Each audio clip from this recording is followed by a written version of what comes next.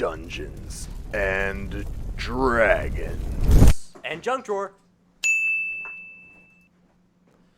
Oh, hey, what it do? It's me, Josh.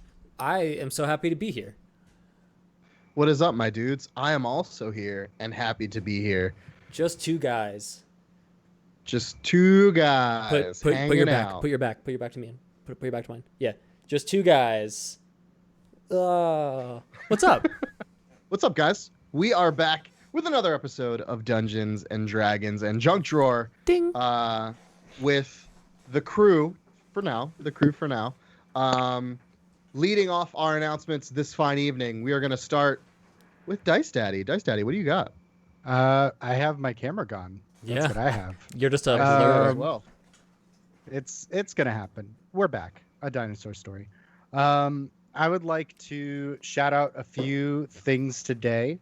I would like to shout out Roll20 for, of course, making all of this possible. We've been using Roll20 for over a year now, and it's a fantastic platform. I finally see commercials for you guys, and you guys should let me be in the commercials. Just hint. We can be on those commercials. I don't think my dad, John Roll20, would appreciate his son not being in the commercials. Of the Roll20s? The Roll20s? Correct. Wow. I would also like to shout out Neil Gaiman for writing an awesome book called Norse Mythology that I've drawn a lot of inspiration from. This is going to be an Asgard-heavy episode and definitely helped. I would also like to thank Marie Swift and Carissa Swift for some things that they helped me with much later and assisting with writer's block. Also, shout out to my old DM Shane for also helping with writing's block. D&D forums, and my friends, you guys, the guys that allow me to tell this really weird fucking story. Yeah, shut up, nerd. Nerd. And Tapatio, thanks for being good. I got you Tapatio socks. It doesn't bother me anymore. I've made Fuck. peace with the Tapatio. For now. And they're comfy socks, too. They're very comfortable. Back to you, Pat. Up next, we have my partner in crime for the evening, Josh Delgado. Oh, hey, what's up? I think for a shout out, I'm just gonna shout out Snow. Like, thanks for being there, and like fun to play in. We got like It's 2 like a feet. Chuck E. Cheese ball pit. We got like 2 feet last week, and it was awesome. I went snowboarding then 2, and like I only fell once this time. So get ready to see me in the X Games whenever those happen. Oh my god. Yeah. I feel like the X Games never stop. Is it? I don't know. I've not been in it yet. Why would I know? There was like an X Games channel for a little bit, and I was just like, how is this a thing? Just reruns. I don't know. Daily It was reruns. Yeah, like an X probably. Games anniversary deal. Maybe. It could have been that. Yeah. Well, and as always, fuck you, Donovan. Oh wow. Yeah. Wow. Just a They're little just one. going straight for it. Just a little one. Quick, to the point. Yeah. Back to you, Pat. Whoa. Back to me, and I'm going to throw it right to the man who wonderfully portrays an elf that's confused about all of the deity things that are happening right now, Mike Spillane. You Yeah, do man. confuse so well, baby boy. All these diets are weird, and I just don't get it, and it's good times. So follow us on Instagram at The Junk Drawer Show. Obviously, there's not going to be much of Carlos and myself this episode because of last week's episode. So if you missed that, go check it out either here on Twitch or on YouTube. So that way you could see the adventures of the green guy and the formerly green-haired guy. That's the name. That's the working title of our buddy cop flick. Green and post green. There we go. I love it. And other shout out, just this more of a recommendation, but shout out to Riz Ahmed. I watched the movie over the weekend, The Sound of Metal. He's nominated for Best Actor this year, and he did a phenomenal job in that movie. So if you have Amazon Prime, Sound of Metal is a very emotional movie. I would recommend it if you're into that kind of stuff. So Riz Ahmed, fan of the show. We know we love you. Check it out. Back to you. Back to you. Back to me, and I will throw it to our artiste himself, Carlos. Hi, that's me. I am going to give a shout out to my amazing husband, Drew, because he's currently delivering me a bowl of popcorn. Thanks, Drew. That's wholesome as fuck. Thank you. What a great So non-scripted wholesome. moment. Back to you, Pat. So G-rated and great. I love it. All right. Well, I mean, I don't know how we top that, but I would like to shout out my lovely wife, as I always do before we start playing. Copycat. Thank you for letting me play Imagination. Yeah, I'm a copier, you know. I don't have any original ideas. Everything's a remake now. I want to thank her for letting us play Imagination every week. I appreciate you. I love you. We got to celebrate our first wedding anniversary last week, which was great. It went super well. We went to Philadelphia, and it was fantastic. I got to see family, and she got to see where I grew up. And she was like, wow, this is a small town. And I was like, I fucking told you. So with all of that being said, we are gearing up for our Buddy Cop episode. Working title not pictured here. Tall guy and the wide man. Tall guy and the wide man. So with that being said, Dice Daddy, whenever you're ready. Oh my god, thank you so much. Don't do that. Stop. Last time we were together, you guys weren't here and rolled 3d6 6 times. And You have new characters black 'cause they're screen. dead.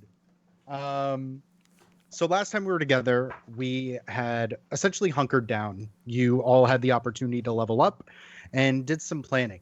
There had been discussions that Alder and Thok were going to be going to the faraway town of Falsera to essentially look for a crazy person to possibly get you to the moon. Meanwhile, Loki and Thor, you two decided that it was time to go back home to see if you can intercept the oncoming incursion. Is that correct? Yeah, That is correct. Cool. we're doing an informational journey. Yeah. Yeah. So last time you guys were together, Anya had split her hammer in half into its two former pieces, which were the axes of Talos and the hammer of Thor, which she was able to give back to you with the promise of, I'm getting this back. And you going like, yeah, okay. All right, whatever. Yeah, whatever. Freaking stupid. So we will kind of take it from there, because I assume, if I remember correctly, Loki goes off to Captain Creed's room, and Thor, you're kind of left to your own devices. So what are you doing for the evening before going to sleep, as we all know you're doing? Totally gonna sleep for sure. Totes my goats. But before I sleep, I'm going to find my way out of this building. Mm-hmm. Hold on, I have to find it again. I'm also congested and stuffy because of all the pollen. I'm gonna go outside to where I can see the sky, and like the city is still being, I'm assuming, pillaged slightly. I'm sure. Correct. It's There less is- than it was before, but still things Definitely going on. less.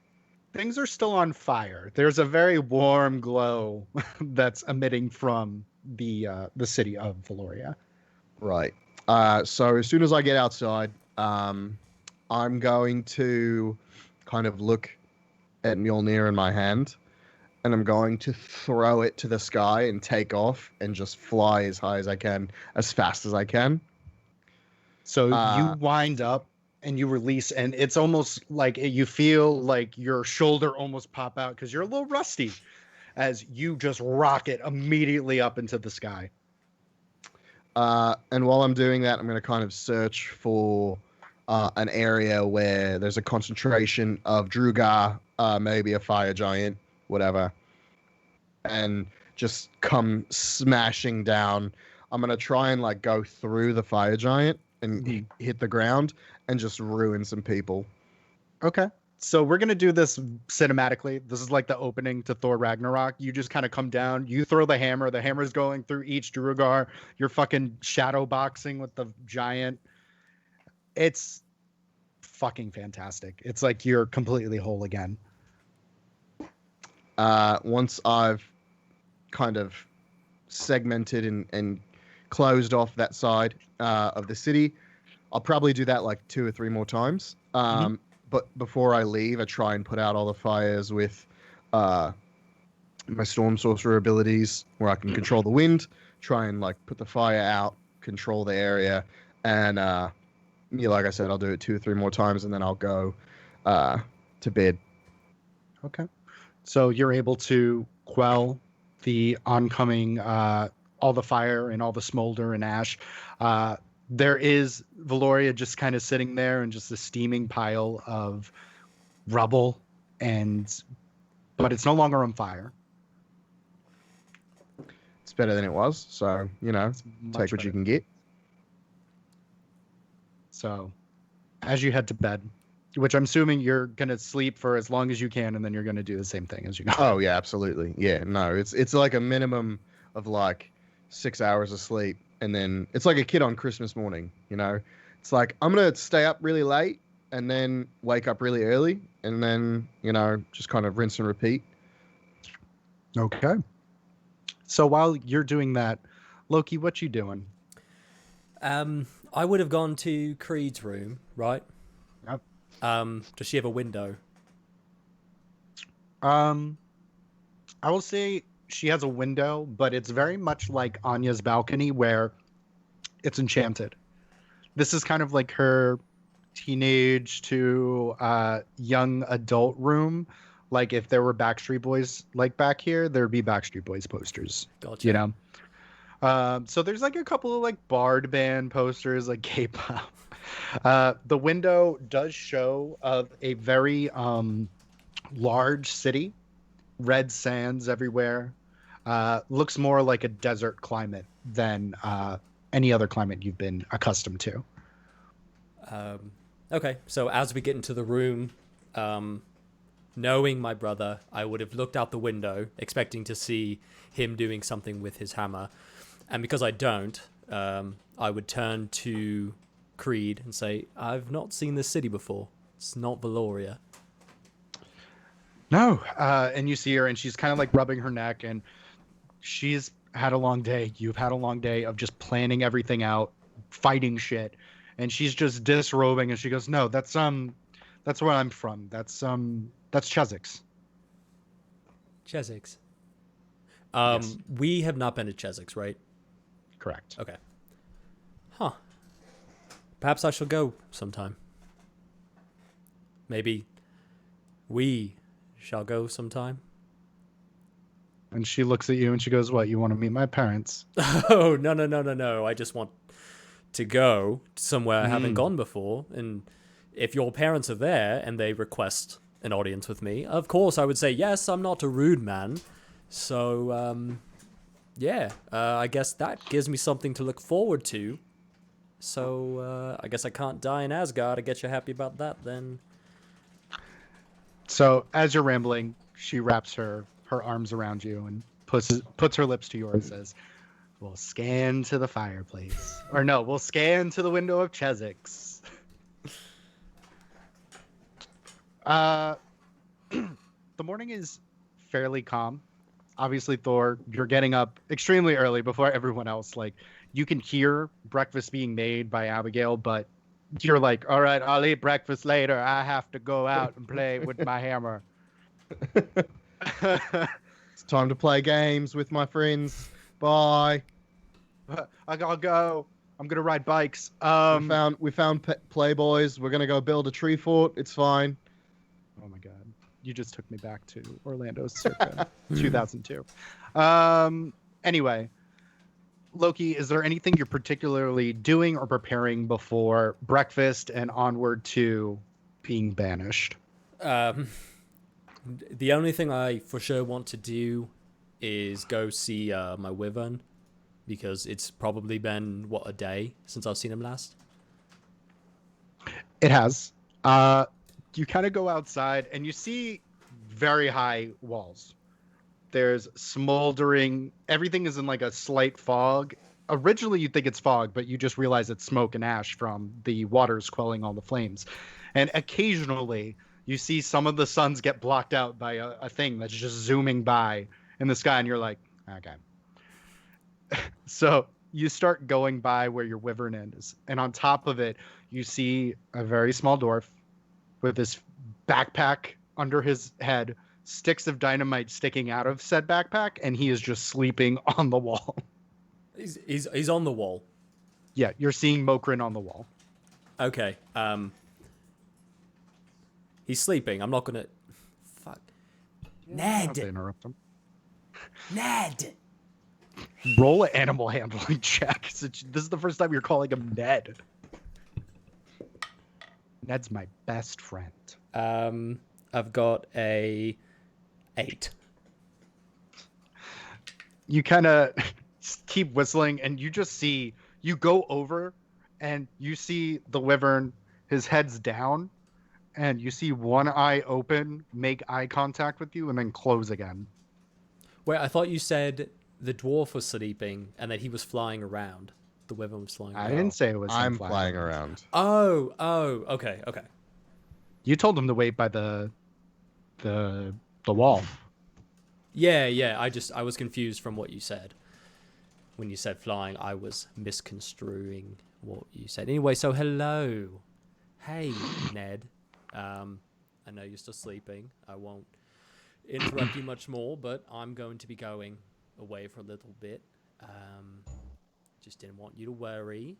I wanted to apologize for being a dick earlier. You're a very nice wyvern, and I should treat you with more respect. And I will. Did I give him a... Was it a whistle or a tooth? What did I give him? Do you remember? It was the giant tooth dagger thingy. The frog one. And you tied it around The his frog neck. one, right? Yeah, that one. Has he opened his eyes at all? Yeah, he's opened one of them again. Okay. As you start talking, he looks back up. Okay. So as I'm doing that, I bring my hand close to him to see, make sure he's not scared from it. See if he'll sniff it. He does. Okay. And then I start kind of petting him a little bit. And I say, well, I don't know when I'll be back, but I will be back. If you'd, go find some sheep or goat to kill. I'm not totally sure what you do yet, but I'd like you to live your best life. But if you want to come back, I'll be here, and we can hang out, and I can find you sheep, so you don't have to do that. And, I'm really worried about what's going to happen with me and Creed, because I like her more than I thought I would, and I've just been looking for someone to talk to about it, and you don't know what I'm saying. Okay. Well, Kind of like Toothless. You see the head cock? Well, wyverns have gender, right? You've got, do you have a penis or vagina? Or maybe you like the same thing, whatever it is. Love. You know what love is? The thing when you really like something, and it's like your whole body likes it. You like this part likes it, and this part, and then also the part that's... And I look to see if he's got any parts. Go ahead and make an investigation check on the wyvern. Okay. Please botch. 20. Wyverns are kind of like alligators. Genitals are usually on the inside until they don't need to be. Okay. Well, you feel it everywhere, and it's confusing and it's exciting, and I'm not sure if you've had it. Anyway, I'm rambling. You've got a dwarf on your back. He's on the back, right? He's not on the back of the wyvern, but he's on top of the wall. Mokrin's on top of the wall, and the wyvern is behind the wall by the entrance. Where you told him to move. Okay. So he's on the floor. Okay. Long story short, if you would like to explore, see if you can find something, some strange you'd like to tame,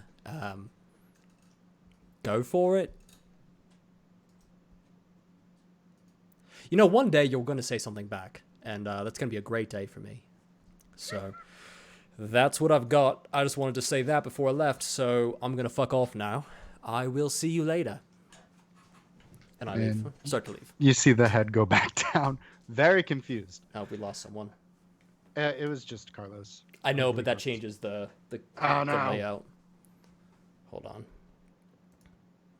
Anyway, Good. while we try to figure out what's going on with Carlos,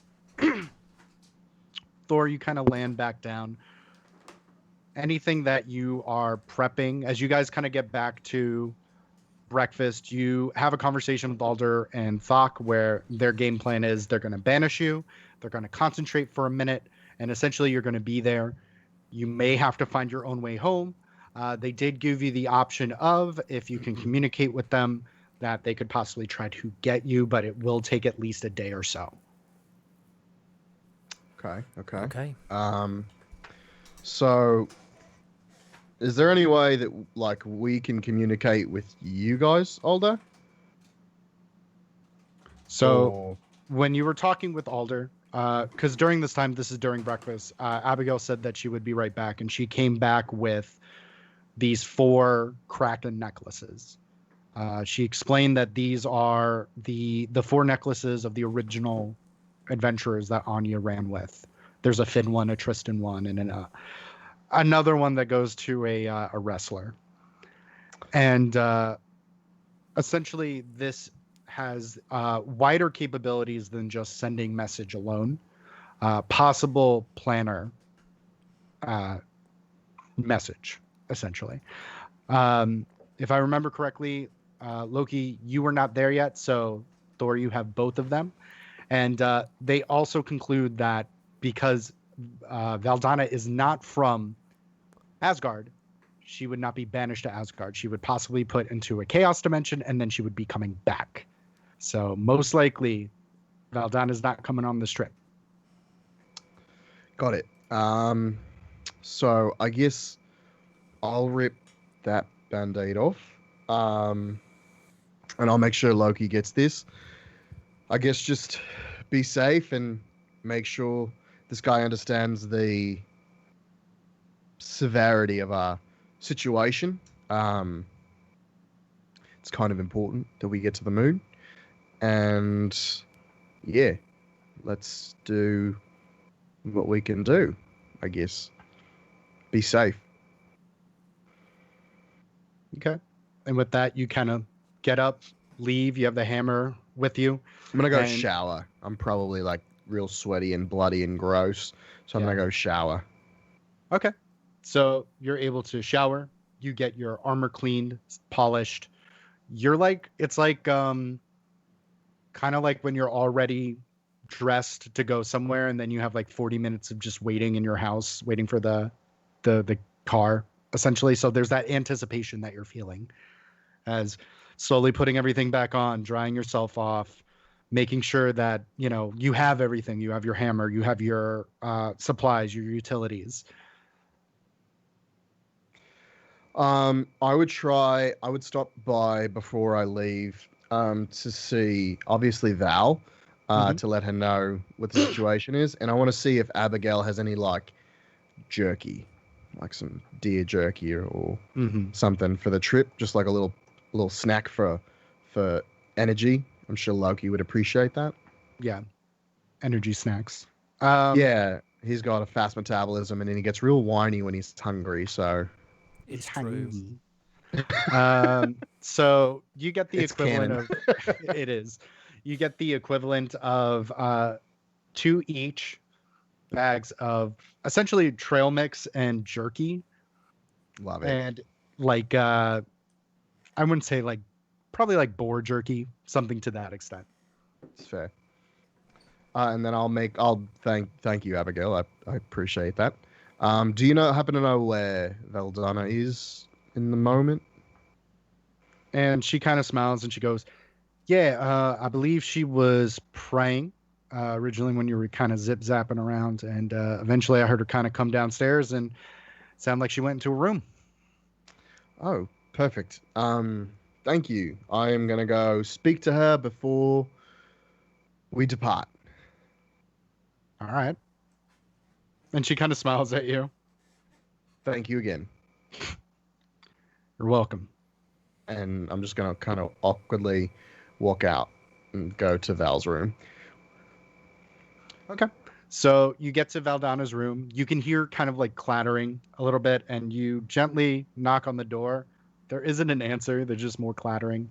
And as you open the door, you do see Valdana is like doffing armor. Like she's going like a mile a minute. Like, okay, I need to make sure I have this. This is sharpened here. This is polished here. I have to make sure I look good. I've never been to Asgard before. What's that going to be like? Like you just kind of see that she's like a little anxious, a little worked up, a Right, little right. excited. Hi, are you motivated this morning? Yeah, well, it's not every day that you get to go to Asgard. Do I need to pack 2 socks? Like 2 pairs? I mean, you can pack as many socks as you would need to travel. All right, good. And you see her, and she gets another pair of socks. And you see her put it in like a messenger bag. Hold on. So, I take it that you have made your decision to accompany us to Asgard. Yeah. Yeah. Someone's got to take care of the 2 of you. Sometimes it takes more than just one person to take care of both of us, but that's neither here nor there. We are trouble. There is a slight hiccup in getting you to Asgard. There is. Yeah, there is. All right. So am I coming like right after, or you need to wait a few hours and then I'll be able to show up?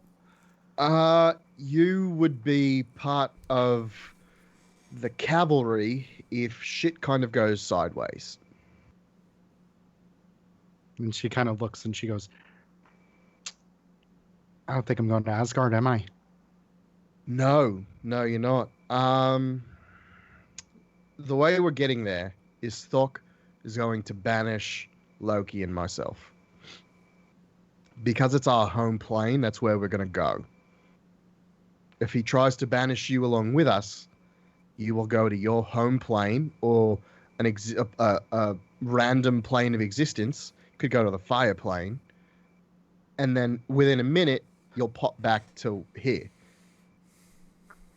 So there's no guarantee you would end up in Asgard. And even if you did with us, you'd only be there for a minute and you'd be sent back here. And you see her and she kind of puts the axes down and she goes, no, I understand. Definitely understand. So you're going to go. We're going to take you eventually. You know, we got to show you where your fucking shitty patron grew up or whatever. Douche. And she kind of looks at you. I feel and it in she my goes, soul that Loki's like, he's a douchebag. for some reason, like he's packing and he's like, someone's talking about our douchey other brother. Where is he? Good. She kind of goes, so are you leaving now? Within the next couple of minutes, you know, we've got some more. I don't know where Loki is, so I've kind of got to wait for him. But I've been ready to go like all morning. I've just I been, can see that. you know, pretty motivated, excited to get home. It's been a long time. I know it's not going to be the home I left, but home is home, you know. Yeah, no, it's definitely home. Make sure you take care of yourself. Make sure you come back in one piece, yeah? I will do my best to come back in one piece. From what I understand, we're just trying to get information on this trip. I don't know how well that's going to go with Loki and myself, but I don't think we're going to look for too much trouble. Probably. Trouble tends to follow you. Yeah, no, I've noticed that as well. It's so what I need you to do is Alder and Thok are going to go to Falsera, then they're going to come here, and if for whatever reason shit goes sideways in Asgard, they are going to come to us. If for whatever reason shit goes sideways, we need you to go with them and be ready to hopefully help us get out of whatever trouble we're in, as long as it's not like dead trouble. Fair. Very fair. Yeah. Dead is kind of dead as far as I know, but yeah. Right. No take backs. No, Well- it's kind of a final thing. Good luck. And she's like, do we hug? Do we hug now? What do we do? I give her a big hug, and I And- kind of linger there for a minute. And her cheeks kind of flush, and she goes, "Okay, yeah. You can let me down now. You smell And- good when you're not sweaty and gross." You know, I'm sweaty and gross a lot. It just kind of, it's like trouble. It just follows me. So Yeah. I promise, Valdana, I promise we're going to bring you to Asgard. Don't worry. You will see Asgard. She kind of smirks and she goes, "You better." I promise.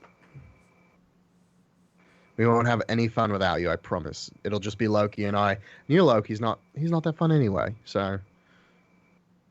Definitely not. Again, he's like packing. He's like, "Someone's insulting me now." What the fuck's going on? I knew it. And she goes, "All right, well, reach out. I'll be on standby. And I'll try not to get killed, and you try not to get killed." I will definitely do that, because we are not bringing a healer. I guess Loki has the ability to heal, but doesn't really use it for anyone but himself. But it's fine. Not a big deal. I'll be safe. You took this much better than I thought you were going to. I'm going to be honest. What, you expected me to slap you? Maybe not me, or maybe not slap, but like I expected to at least have to fight you a little bit. And she looks at you and she smiles, and the gauntlet just comes down and she smacks you in the face. All right. Well, this went about as well as I planned. So perfect. All that being said, we'll keep in touch. Good. All right, I gotta get all of this off and help Mom with the dishes. So, Oh, do me a favor, real quick. Yeah. Close your eyes. you're not gonna be my patron. No, that's not what I'm doing. No, that's not what I'm doing. And she closes her eyes. Hold out your hands, Oh my God. And she holds out both hands. and I drop the hammer in her hands. And she immediately just goes down. And she's like, "Oh, what the? Oh my God." And she obviously cannot lift it up. Her hands and wrists are trapped under Mjolnir. And she's like in this weird, like still standing but squatting position. And she's like, "All right, can you get this off me now, please?" I'm sorry, what? I can't hear. I'm sorry, I can't. And I just slowly walk backwards. What? I can't hear you. I don't know. Okay. Okay, cool. And I call the hammer and I walk out. And you hear as it and the door closes. Okay. Final preparations before I would going see if on we the- can get a couple of potions or something as well. Okay. I will say you two have a potion of healing, so not lesser, not greater healing.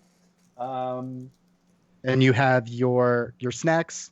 You have your Hydra necklaces. Make sure you attune to those, or at least just check off an attunement box, so that way you're in contact with each other. And I'm trying to think if there's anything else on my end, unless you have anything for me. No. Okay. No. So, eventually, the four of you, well, six of you, because Manu and Tibern are there, they essentially, like, Thok explains what's going to happen, how banishment's going to work, how it's going to wait. And you two are really kind of, like, nervous. There's a few little bit back and forth as you guys try to find a component that banishment will be able to take, something that you both don't like. If I remember correctly, it is the Egan's Tooth. Yeah. Yeah. Is Egan's Tooth. So obviously they're going to hold on to that for safekeeping. And anything you guys want to say to Alder and Thok before you leave? Be safe. See if you can find a bag of holding. I feel like we're getting a lot of shit. So that would be helpful. You guys are going to like a city, so. And you know Man. what? Have fun. Just live your lives out there, but don't have too much fun You got to come back to us, and just think about the children and Wait, what children? The just, children we saved in Sungulf, or like just children in general? Because I don't want to really think about children. Well, if you don't want to think about those, you don't have to, but I would recommend thinking of the children. Perhaps they may be poor and they don't have food, so you might want to give them food. Also, when you think about food, do you have any? Because snacks for the road would be fantastic. If you have some sort of here you Rocky go. Road ice cream. Oh, perfect. Now I don't have something to stall with. Fuck you, Thor. So What happened? I don't know. I don't understand. You asked for Nothing. snacks and I gave you snacks. Oh. Nothing. So the two of you, deep breath.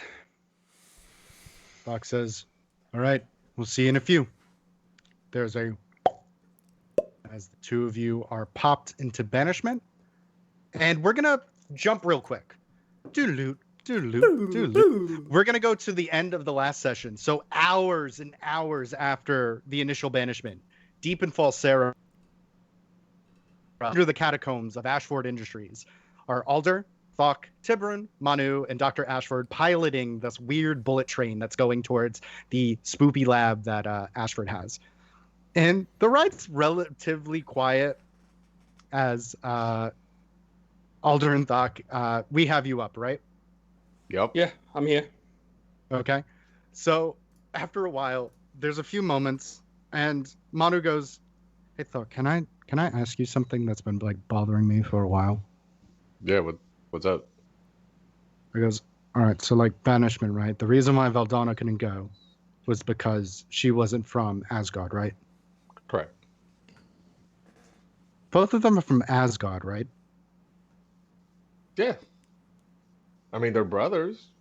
Yeah, no, that's true. It's just whenever I was a kid, when I was listening, like when I was reading and I was looking at book, I always thought Loki was from somewhere else, like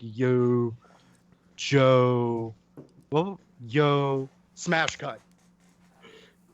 A bunch of hours behind an Arctic tundra. Loki, you immediately just go into snow, face down, as you, if we were in a movie, you would see a title card, Jotunheim, 6,200 miles away from Asgard. As you kind of put one hand, another hand, Oh, and you look up, and there is just tundra. Well, goddammit. This was an oversight. Can you remind me the name of my two-headed ice giant? I certainly can't. Your everlasting, your dire frost giant are named Barbit and Satyr. That's Barbit is the smarter of the two, and Satyr is, God, he's not pretty. okay.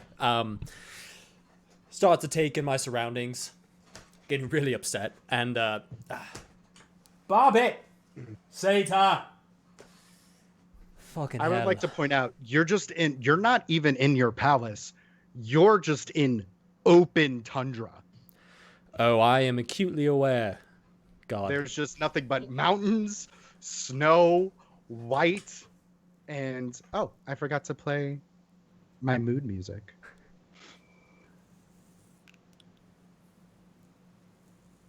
Let's see if that plays. Yeah, we got it. So you have a few things at your disposal. You have the Hydra necklace that you can attempt to make contact with. And you could also always attempt to find out which direction is north and start walking. Yeah, I would look around for any sort of anything that I would recognize. You mentioned a mountain. Yeah. Do I know that mountain? There are several mountain formations. This is the ice plain essentially of Jotunheim. So think of it of not only of water but wind. It's in that weird middle layer. So luckily you're immune to cold, but no, I wouldn't say you directly recognize the mountain. You're in the middle of fucking nowhere in a very dead area. Okay, then I will attempt to talk into the necklace of Hydra necklace. What's it called? Yep.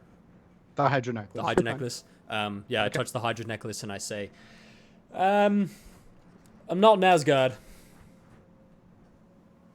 And there's a silence. And with that, we will smash cut to the other end of that. As Thor, as you are popped, your body is ricocheted through whatever magic this is, and you are in currently some kind of room because you are smashing into boxes, you are smashing into crates, pots, different kinds of wine glasses. As you kind of look up, and you are in the very decrepit eating hall of Asgard.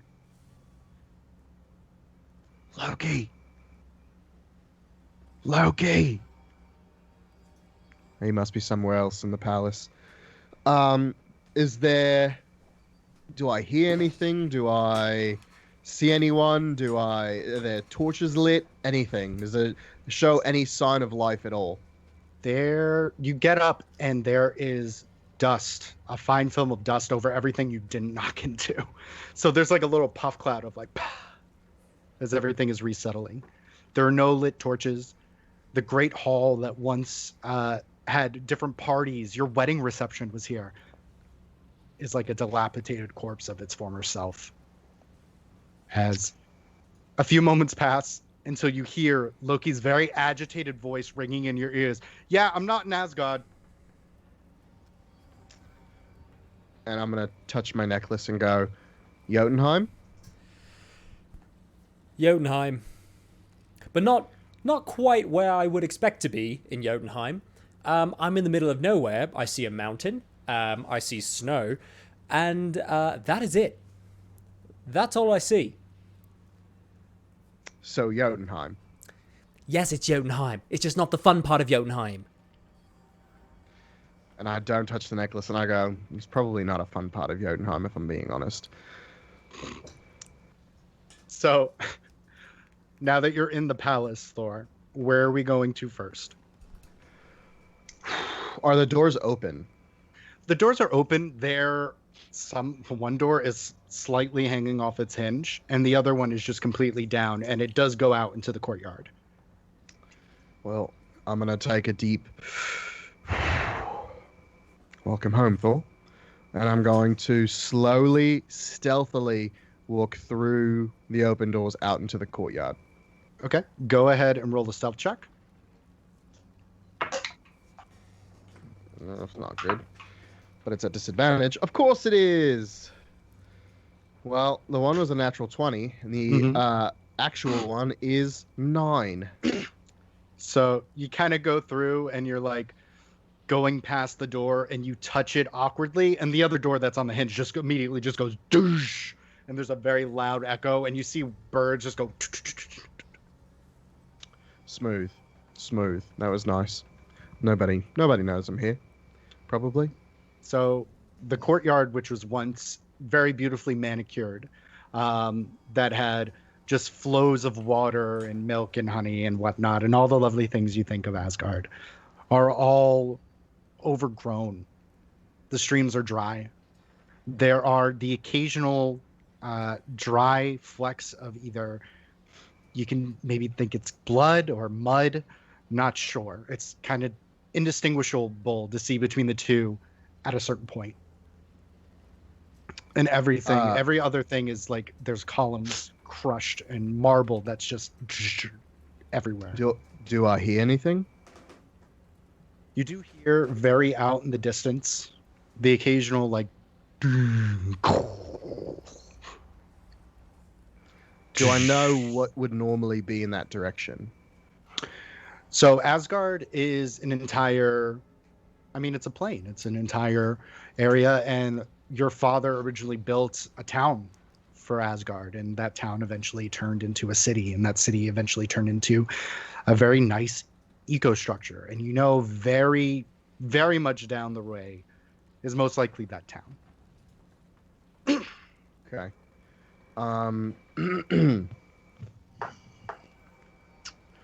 I would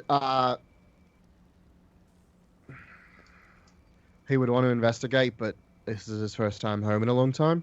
I'm gonna try and find my room. Okay. So, as you go searching for your room, we'll flip back. Loki, it's fucking cold. It's annoying. Wind is smacking you in the face. Yeah, you're immune to cold, but you're not immune to fucking tiny pieces of ice stinging you in the fucking face. As you start, like, kind of trudging through fucking snow, going up to your knees, which you're a fairly tall guy. You're a gaunt 5'2". As you're going through the snow, it's going up to your knees. You're 6'2", and you kind of have your hood up. And what are you doing, my guy? So have I determined the direction that I would assume Asgard is? Make a survival check. Okay. And also make an intelligence check. 2 separate checks? Make the intelligence one first. Okay. Intelligent is a natural 20. Okay. Asgard, as you know, is 6,200 miles away. Roughly. It's not close. Okay. It's not close. And then what's the survival is a 11. 11. You kind of have an idea of where north is. You know your father's palace is north. Your palace. I know that my palace is north from where I'm at now. Yeah. You Okay. take a minute, you look at the different the angulation of the light source. You can tell time in some kind of direction, so you can kind of figure out where north is pointing based off of the sun patterns. You're a smart guy. You figured it out. Big brain. Do I know? Said, 2 minutes. Yeah. Do I know how far it is from me now, roughly? You don't. All you know is you can't see it at the moment in the distance. Okay. Having figured that out, I will mutter to myself, God, this is the worst. I should have thought this through. I can't believe they're rubbing off on me. I'm spending too much time with Thor. And I'm going to cast Find Steed. Okay. And also, after that, cast Haste on myself with the steed. Or the steed, whichever one needs to be the one moving. So I guess cast Haste. Or it's a 10-minute cast, never mind. So let me do the Find Steed first. Okay. You're going to find Steve the Steed. There's a moment that passes as you're kind of like, you haven't done this in a while, so you're not sure what's going to pop up. You've had it where it's been horses. You've had it when it's been horses with 9 legs. You've had it where it's been Pegasuses. The occasional boar or badger that's just incredibly big. Takes a minute, and you see in the very far off distance, charging towards you, all white fur, is this very massive white dire wolf that you kind of recognize a little bit. Seeing him charge toward me, I'd open up my arms and say, "Oh, I've missed you so much." As you recognize the very wild wolf Fenrir that your father and the rest of his friends attempted to keep at bay. As he's gonna tackle you. Okay. Does a 23 hit? It does. I also are there different kinds of Find Steed? From my understanding, there's Find Steed and then Find Greater Steed. Because it says that you summon a spirit that assumes the form of an unusually intelligent, strong, whatever, etc. But it's a spirit. It's not an actual creature. Yeah, okay. I know what I said. Okay. Bitch. As Fenrir is usually dark gray. He's Arctic white right now. Ooh. As you get hit in the solar plexus and you fly back at least 10 feet as you're kind of put into the snow, kind of like prone, face up, and Fenrir's spirit starts licking you wildly, and it's just ice and cold. Oh, yes, thank you for cooling me down. I needed that. It's far too hot here. Yes, I missed you too. And after a moment of calming down, you're able to... this Fenrir is usually very, very large as well. He's at least somewhere around like 20 feet tall, just kind of like with his paws up. So this is a much smaller version, but it is a version that you're able to get back. You're on essentially like a horse. Then that's what I would do. After we've had our greetings, I'd hop on his back and cast haste on him so that he is able to move quicker. Okay. Actually, So, you know did you- what? It only lasts a minute. I'm not going to do it. Okay. Yeah, don't waste it. So you start fucking jamming. This is,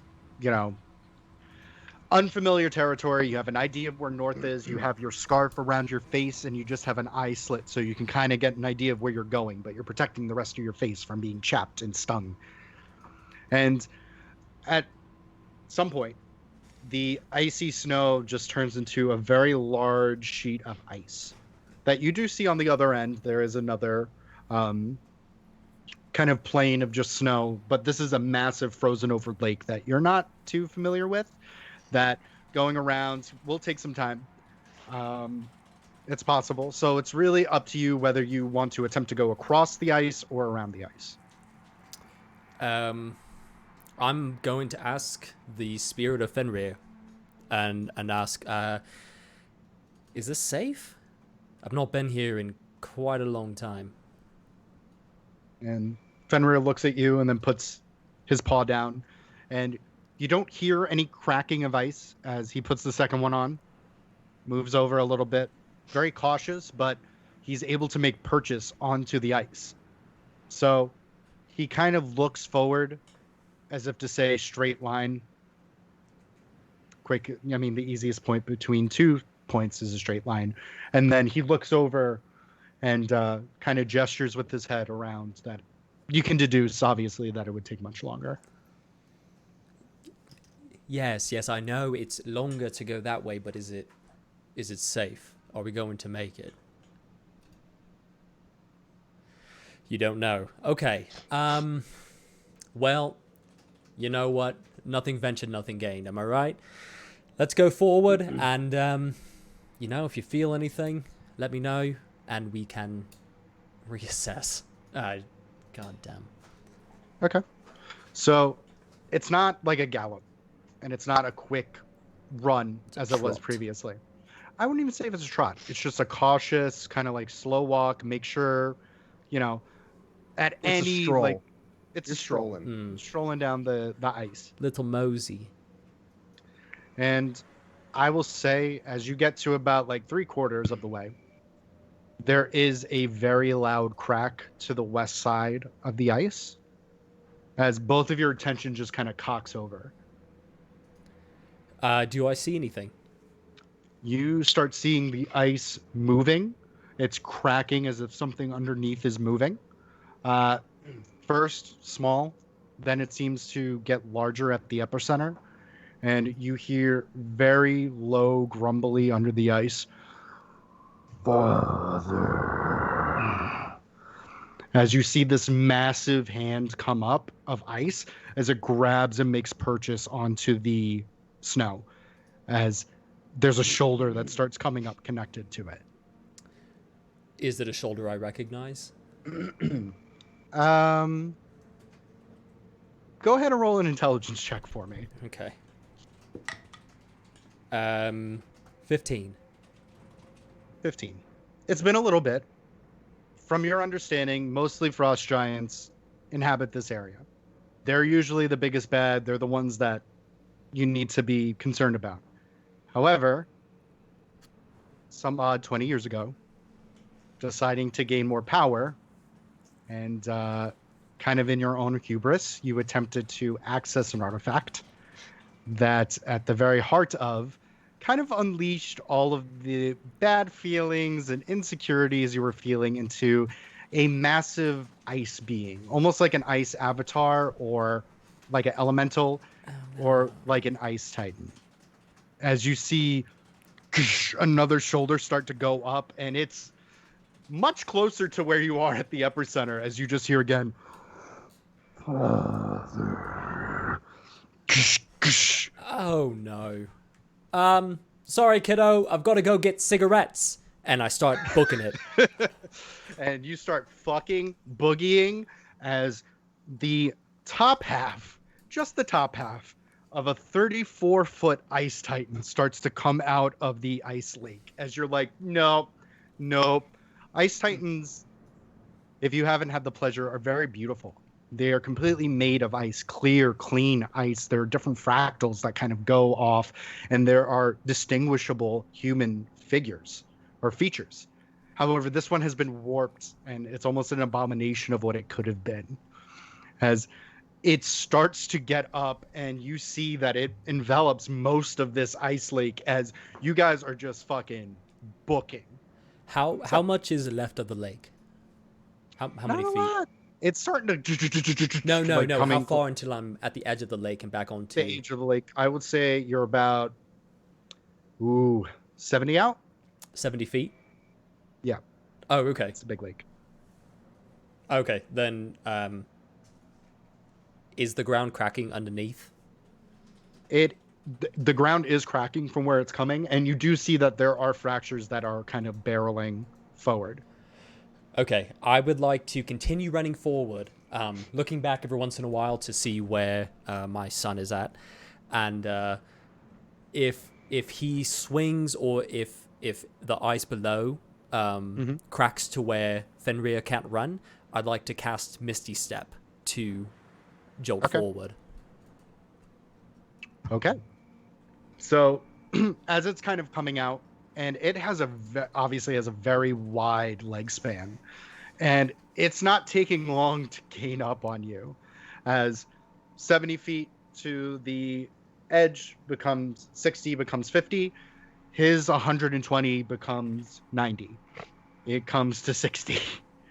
It is gaining speed very, very quickly, as it doesn't even look like it's fully out of the water or out of this lake yet, and its top torso is just barreling through this ice.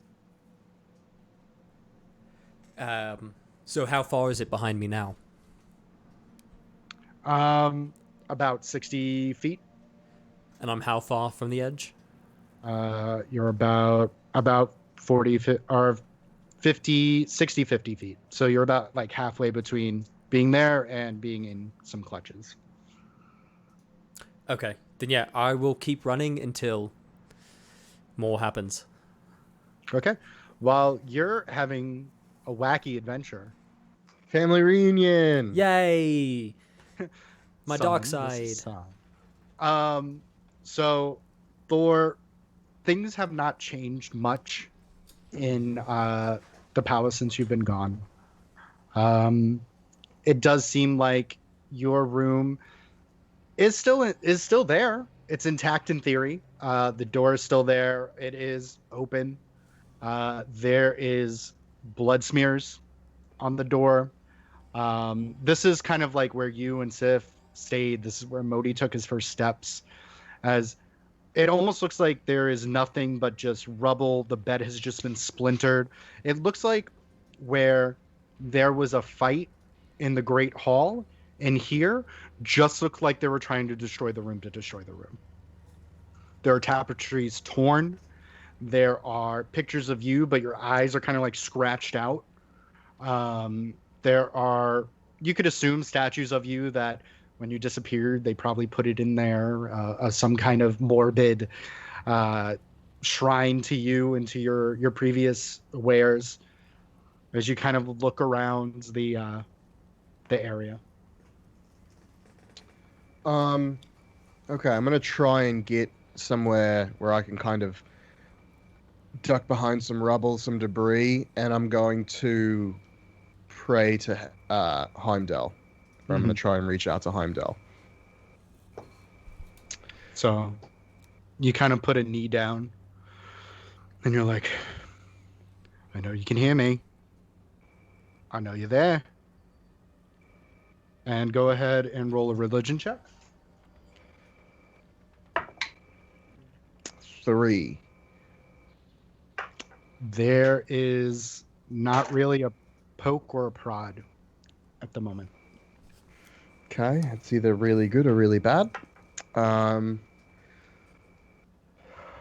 going to kind of shift some things around and see if I can find anything of Sif's lying in the rubble at all. An old dress or anything. Okay. Go ahead and roll an investigation check. Oh, that was much better. 18. 18. So you're able to go in. There isn't many signs of her in there as far as like clothing. There isn't perfume. There isn't really anything. There are the occasional, letters that you would write her that are just torn up and ripped to shreds, but you can recognize your handwriting. It looks like there's no trace of her in this current room. Okay. Well, I will. I'll leave this room, and I guess head towards. I'm gonna try to stealthily head towards that town. Or no, I want to go to the throne room and see. Okay. What kind of shape or condition that's in as well. So, as you make your way to the throne room, there's just more in the distance, more of that like just something hitting something and masses falling. You kind of go through and you know with the throne room, it's like a hall of all the previous kings. Your father's there. You would assume you're there to some extent. Or at least there's like a spot for you. Maybe that statue was what would have been you if you were there. You see Talos. You see Loki at one point. That's weird. I don't like that one. He's more towards the more recent. You see Modi. You see Modi's grandson. You see Modi's son, grandson. All these people. And you don't see them by their faces. You see them by their plaques and the remnants of about where their knee would be on these statues, and the rest is just stone rubble. Loki is still intact. Talos is still intact. Your father is still intact. But everyone else is destroyed. Everyone else is destroyed. You know that this is the place for kings, and you all also know there is a hall of queens where you would see portraits of all the queens as well. Okay. I kind of look at it and I take pause. I take note of it. Be like, that's interesting. I need to remember that. And then I'm going to head towards this sound. I'm going to fly, but like low. I'm not trying to make it conspicuous that I'm here.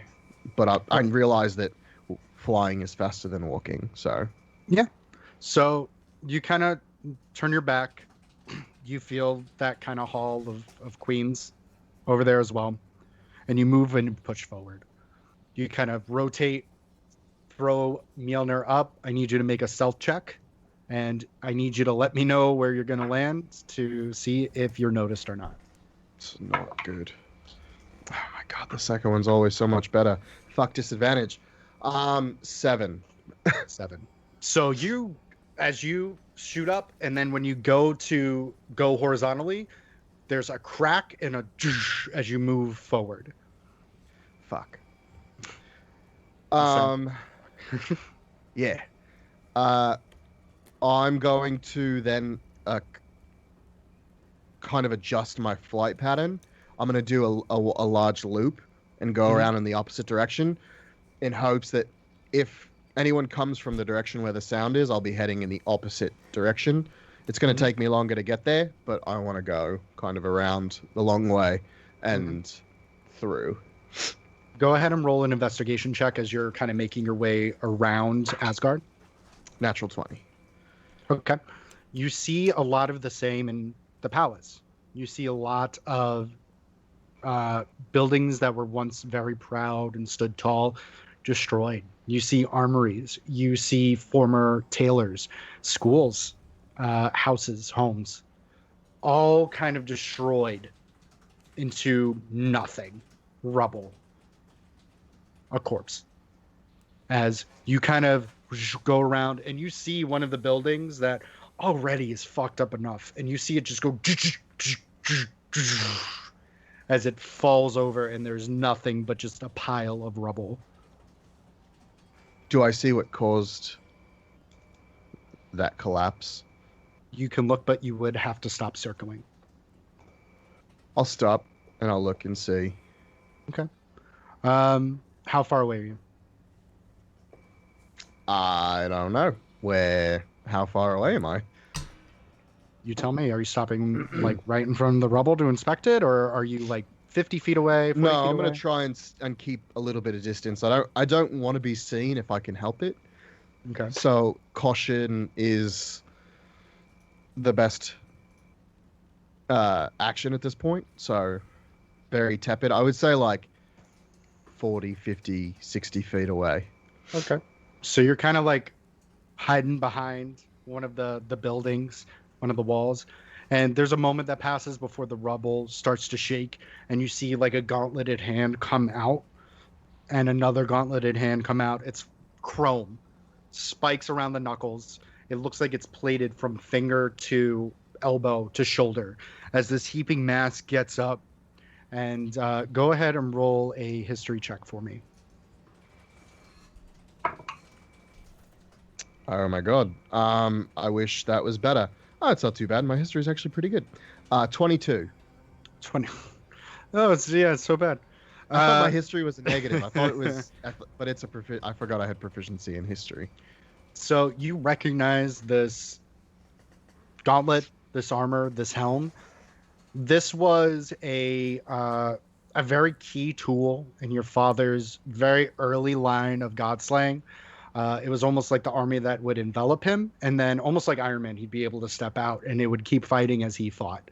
As you see the 9-foot tall destroyer armor just going, crushing buildings, and you see the helm open up, and this beam of just energy just pumps out of it and destroys the next building as it closes back up and starts moving on to whatever the next thing it can destroy. At that point, I'm going to push the Hydra whatever necklace. Mhm. I'm going to go, Loki, we have a problem. The Destroyer is destroying Asgard. And I'll wait to hear. So I would like to also point out the both of you had an experience with the destroyer armor before. When Loki was much younger, probably around like 17 or 16, there was like a tournament of, well, I can beat you up because I'm stronger. No, I can beat you up because I'm stronger. Well, we can at least agree we can beat up Loki because he's not strong. And Loki going, right. Okay, I would like to put in an alternate and activating the destroyer armor. The destroyer armor didn't follow directions very well, as eventually it broke one of the bully's arms that was teasing Loki. It almost mangled another child before it started a spree before your father came down and stopped it. And then you never touched the destroyer armor again. Got it. Perfect. So Loki's got a really good, he's got good history with the Destroyer. Speaking of Got Loki, as you're kind of sitting there, Loki, you're going through fast, my guy. You're going, and you hear ice cracking. You hear more of that bellowing, and then you just hear in your ear, Loki, we have a situation. The destroyer arm is out, and you immediately go to that flashback of like, I'm stronger than you. Crack. Oh, the And destroyer your father armor. scolded you. Oh, I missed that so much. That was such a fun time. Oh, to be young again. Yeah, I've got a problem too. I have a son, and it's trying to kill me. And he sounds very out of breath, like he's running, and you just hear in the background whenever he's talking, you just hear like, and like glass or ice shattering. You're not entirely sure, but it doesn't sound too far away from him because you can make distinguishable noises.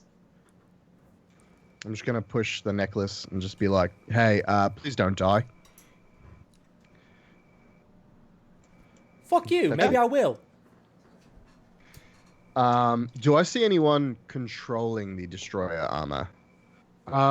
You can look around. You would have to go ahead and do another. I want to get closer. I'm going to get within like 30 feet, but I'm going to try and like be behind. I'm going to try and be at his 6 o'clock. the destroyer, Okay. so he doesn't see me. You're gonna want to also do another stealth. Okay. Fucking shit tits. Wow, I actually rolled worse that time. That's a 6. So you're kind of like, while you're going behind, you're like, the destroyer's arm is out. Fucking yeah, I hope you die or whatever. And the destroyer armor stops, and it almost doesn't have to turn around as it shifts and moves as you see the head, the front of it go up, and look and just zero in on where you're at. Oh, fuck. And go ahead and roll dex save for me. 19. Okay. So luckily he didn't roll too high. You immediately jump out of the way as this, whatever you were hiding behind and whatever was there is a deep crater of smoldering ash and marble as you duck to the side, and you can actually feel the heat off of this smoldering heap. I'm gonna push the necklace again and go. So he found me. Wish me luck, and I'm gonna let go of the necklace. Okay. So as you try to figure that clusterfuck, we're gonna get back to the other clusterfuck. As Loki, you are able to get to the safe snowy area as you're like, ha, beat it. As it slowly starts getting up out of the ice and continues to move forward and lurches towards you. I'd like to cast Detect Good and Evil Okay. to figure out what it is. Okay. Can you give me the specifications of Detect Good and Evil? Yeah, I can detect good and evil until the end of my next turn. I sense anything affected by the Hallow spell or know the location of any celestial fiend undead within 60 feet. Okay. So it is a combination of celestial and elemental. You definitely know that you're 30 feet within it. It is magical. And does it tell you if you're actually good or evil? It tells you if it's affected by the Hollow spell. I don't know what that means. But it just tells me whether it's celestial fiend undead.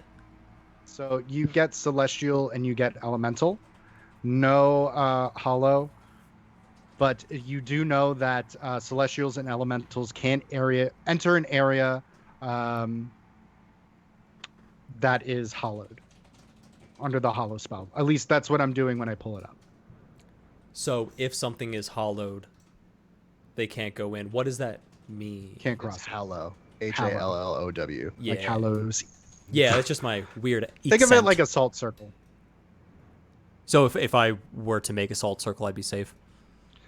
That You kind can of try. thing. Yeah. Okay. It does take up to 24 hours to cast. Oh yeah. Well, I don't think I've got that much time. You might. So You never know. So as I'm running, I will turn around and in Celestial say, "Hey, stop!" And it screams and bellows back to you, "Not good enough. Never enough." Oh, that's right. I remember the old me. Fuck. And I will cast my Are you still like riding, or you stopped? Oh no, still riding, turning around, kind Okay. of letting Fenrir taking a lot of the directional. Good bruh. Yeah. Okay. So then, hearing Never Enough, remembering my old self, I will cast, or I will use my Channel Divinity to create a duplicate of myself. Okay. And with Find Steed, anything that I cast on myself also casts on the steed. So there's now two versions of me and the steed that need to stay. I believe it's within 120 feet. Yeah. So we have to be within 120 feet, but we're going to split. So we're going to be Okay. 100 feet apart, running in parallel. And that's when the Titan decides to stop running on its legs and starts kind of doing a all fours as it's trying to leech and grab both of you. It can reach that far? It's a 34-foot tall Titan. It has a 120-foot wingspan? That's so much! I believe you. I'm just saying. I'm shocked. It's your fucking abomination. I know. I'm very powerful. And this isn't even its final form. I like that. That's where your head goes. You're like, Like, oh there's man, I'm just a so moment, strong. like- Look what I made. I gotta find the silver lining. Oh my god. I'm so Fucking good. cool. I'm so like fucking rad. I have to tell Creed. As it starts kind of gaining, there is in the distance by where the mountains are, there is a horse and there is a rider, kind of with a very large cloak, hood up. They seem humanoid, so you know this not to be a giant because they're not fucking huge. As they're kind of getting closer and gaining closer, you see that they have their right hand on the reins, and they say in Frost Giant, "Can you jump?" And I respond in Frost Giant. Yeah, sure, yes. And you do see that there is purchase behind him, and he goes, "I need you to jump, Okay, say the word. Loki. Fucking jump." I'm jumping. Go ahead and make a dex save. Dex save. Modded 20. Down to 20. He reaches over with his left hand, and there's no hand. It's just a fucking forearm.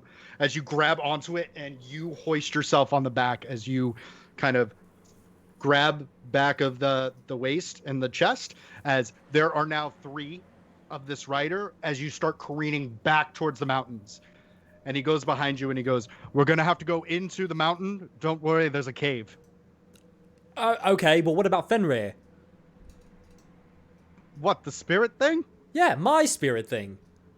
Are you really just arguing with me right now? We can go. Fenrir. Well, I don't have to. I'll say it in my head to follow. As you guys start fucking gaining, and eventually the ice giant is within, you're within its grasp. As there are 3 images of you as it's starting to swipe, and this person with their forearm, you kind of see it kind of shine and light up in flame as it kind of whips back, and the hand that's going towards it kind of cuts through. Doesn't cut deep, doesn't slice through the ice, but there's an immediate hiss of steam. There is a shriek as it loses momentum as the 3 of you go in the bellows of this cave. Stops. There's kind of a moment where you're on the horse and this man gets off the horse, and there are runes all along the side of this cave as he lights up with his good hand, lights up, and they start to glow this fluorescent red as there is an illusion that just kind of locks in and blocks this cave off. And he goes, "Okay, that should buy us a few hours before it really hates you, huh?" Oh, it sure And does. he takes off his hood and he goes, "You all right?" I look at myself and seeing no damage. Yeah, I've been worse. So thank you. Do I know who this is? Go ahead and roll a perception or investigation check for me. They have kind of cropped hair to the very close to the skull, slightly balding on top so their hair isn't too forward. Very large auburn beard, kind of in this very handsome, dingy as fuck, but handsome Asgardian armor. As he looks over at you, and what'd you get? 19. 19. You see that on his breastplate is a hammer with scales on it. And you know of him. You've never met him. Your father has never spoke very highly of him. But you see the much, much, much, much, much older brother of you and Thor and Talos, Tyr. So I've never met him. Okay. Tyr. Loki. Yes, you As know he who starts I am. going through the cave as he's waiting for you to follow him. Oh my god. Okay, and I start to follow him. As I do, I start looking at the runes to just examine what he did.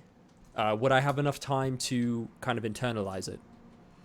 You can internalize it. You would have to go back to see what kind of magic it is and what kind of runes specifically he's using, but you could definitely go back. Okay. Then yeah, I'll just look around to kind of get an idea of what it was and really try to remember where we are, and then just keep following him. So as you're going, the insides of the cave are lighting up with more and more in these rooms as you're getting deeper and deeper into it. Back to the village with the destroyer. Perfect. Thor, you immediately just ducked, moved, and you're like, okay, so what are we doing with the destroyer?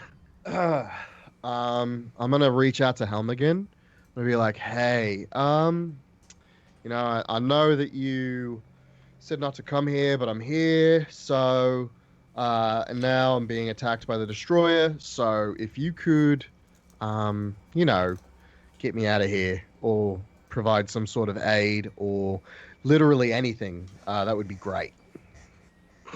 Okay, go ahead, and I'm gonna have you do another dex check as it's gonna try to bash you with its gauntlets. And I'm gonna see. I'm that close to it. I mean, well, we didn't roll initiative, so I'll just say it starts opening the visor again Okay. as you're trying to get farther away from it. 17. Roll a 10. You're able to hop back further, but it is closer this time as it is starting to lurch forward towards you. And it's not rusty. It's not like the robot or the Tin Man. It is moving quite fluidly because it's enchanted armor. Right. Sweet. Love that. Would I remember if when I would be near him, if lightning had any effect on him, if that was something that Father had talked about? You do go ahead and roll an intelligence check if you can remember what your father told you about it. 14. That's not that bad. You know that it is immune to psychic damage, so if you try to get in there mentally, it is not going to affect it. You also know that it has immunities from what you can remember being paralyzed, petrified, poisoned, or blinded. Okay. So lightning is fair game. Yeah. Lightning can be fair game. Okay. Well, my first thing is I'm going to reach out to Helm. That's the first thing. Okay. So I can avoid confrontation as I am completely alone. What are you saying to Helm again? I'm going to be like, hey, Destroyer, still here. I'm in Asgard. I need to get out of here. If you could, Bifrost me away or advise me or create a distraction somewhere else, literally anything would be better than, here. Okay. And you reach out, and things are quiet as the armor is coming towards you. It's starting. I will say it's going to start to pick up speed. If you're looking to engage it, we will roll initiative for it. I am not. I am looking to fly away as Okay. fast as I can. So go ahead. I'm going to have you roll one more dex save as you start throwing up as it starts following you. That is a 22. Ooh, you were lucky. I'm rolling like shit. As you feel the heat meet your feet as you just keep going up, you're like, ah! And then It's definitely how I sound too. I'm like, ah! As it stops and you see it looking at you as you start. Where are you going towards? Back to the palace? Yeah, back to the palace. You're like, back to my house. As it just I'm going home. I'm taking the ball and I'm going home. It's mine. Base. As you see it, and it's not like running, but you see it slowly moving as it's Is it moving towards me? Is it it's following gonna move me? towards the palace, but it's gonna be a hot mo.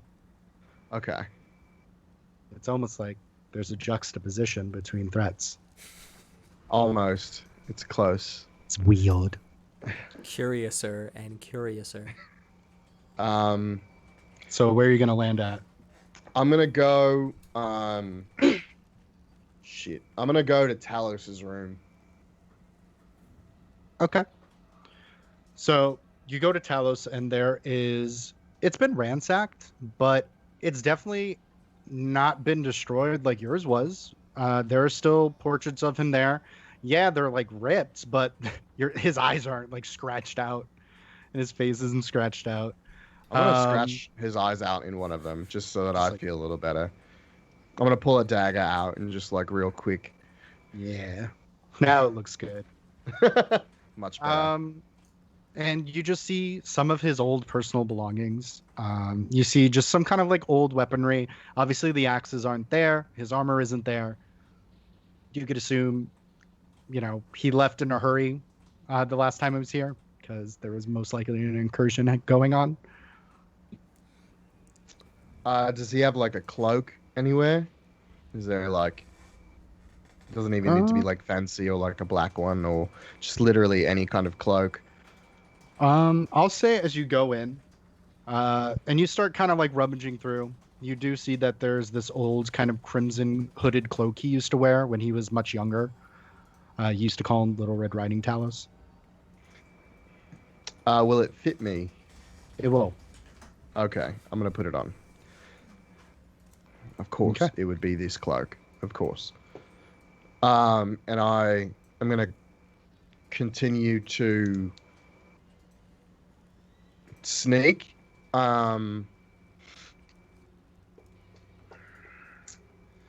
Man, I am in tough shape. I'm gonna go to the Queen's portraits and just take a look at good old mum.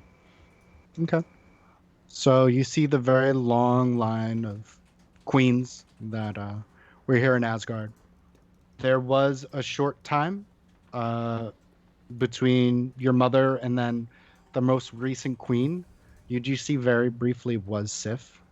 There's a very beautifully painted portrait of her, and this is a long time since you've seen her, and it captures her image perfectly. She has Modi in front of her, and he's smiling for the portrait.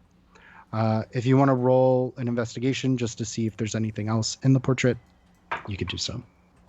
Modded 20. Modded 20. You see, kind of like balled up by the frill or the tulle of the dress, you see a very tiny fist, and through the crook of her arm, you see a very tiny little face and this little amber eye looking out, like maybe there was someone who was shy that was hiding behind her during the portrait. Like another baby. You can deduce that. Uh-huh. Okay. That breaks my brain a little bit. Does he look like... Do his eyes look like Modi's? Same They color? do not. They're amber. Modis are more like yours. They're kind of this hazel, blue, yellow. They're the eyes of the storm. And Loki's eyes are emerald fucking green. Right. These eyes are almost like topaz. Okay. What color are Talos' eyes? His eyes are also the same color as your eyes. Okay. So, okay.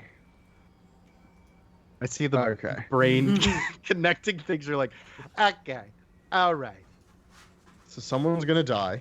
Yeah, got it. Okay, perfect. Well, I will look at it and look at her with admiration. She is my wife. And kind of just take a deep sigh. You do look and you do see that she is still wearing the ring that you gave her. And any kind of jewelry you may have adorned her with, like a necklace or earrings, they're present in this. I'm so You bought the sorry, dress Sif. for her. I wanted to come home more than you could ever know. And I miss you every day. And I kind of just put the hammer down and sit in silence for a few minutes as this unexpected development has kind of caught him off guard. So there are a few moments that pass of uninterrupted silence, and very quietly you hear metal scraping on stone as you're just kind of sitting. And it's kind of this lumbered kind of walking. And you're like, fuck it, I hope that destroyer just destroys this entire palace. But And I'm going to stand up and I'm just going to go bring it. And I'm going to pull the hammer up and I'm going to have it cocked, ready to just throw when he comes through the door. you see one gold-plated gauntlet come up as you see fucked up. Just nose is broken, lips are swelling. One of his eyes are closed, but you see behind them, almost like you can see the universe. His helmet is off, and you see a giant gash coming up the side of the forehead all the way to the nape of his neck as he goes, you see Helm. As he goes, all right, I surrender. What the you look like shit. I thought I told you not to come here. As he kind of like gets up, and you see him, and he moves over as the wall was holding him up, and he kind of goes, let's I'm guessing you have questions and I don't have much time, so we should probably get with it, yeah? What do you mean you don't have much time? Are you leaving Asgard? And he smiles, and you see that his mouth is just enveloped in blood as he spits over. So, we're going to move over to Tyr in the caves. Tyr and Loki. The Tyr and Loki show. Ba-da-ba. So, as the two of you are kind of walking, Tyr kind of like looks you up and down and he goes, just kind of scoffs, smirks. And I look at his hair, and I do the same. You remind me a lot of myself. You remind me a lot of myself. You just met me. Yeah, but I can tell. Is that what? Yes, it's wit. So, Prince, King, Brother. what brings you back to Jotunheim, brother? Oh, a misfortunate misunderstanding of where I'm from. Well, where you're from is where you make your home, right? But you can't change blood. Can't change where you've been born. Water of the womb and whatnot. Yes, it seems that magic does go with water of the womb. Not quite where I'd like to be. Well, you know what they say. The covenant of blood is thicker than the water of the womb. Mm. It's about the friends you make and the family you make as opposed to your blood.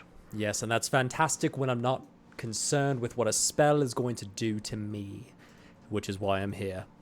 Now, the question I have is, why are you here? Because I saw that you'd be here. You saw Well, it. I didn't. My friends did. Oh, your blood. You're thicker than the womb, eh? Something like that.